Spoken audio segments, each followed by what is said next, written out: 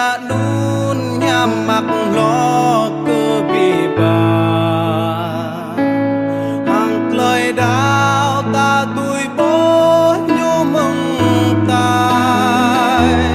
mà đọ quan điên ta bê đứt chữ làn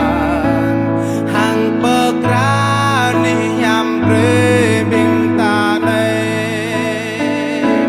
lần ya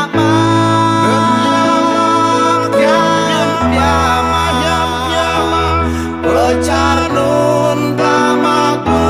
prambiba Len yama yama Charnun tamaku prambiba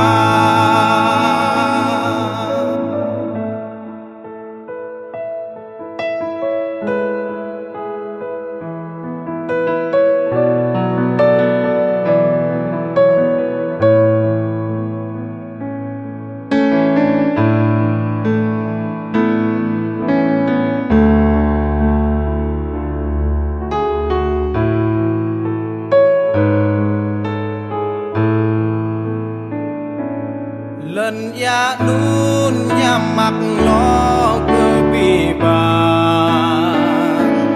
hàng lời đau ta tuổi bố nhô mừng tai mà đo qua mình ta bê đứt chữ làn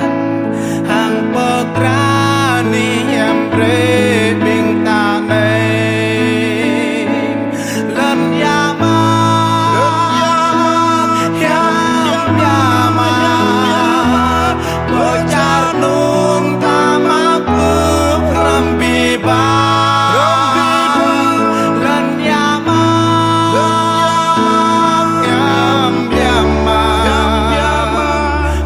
Charnun tamak berembiba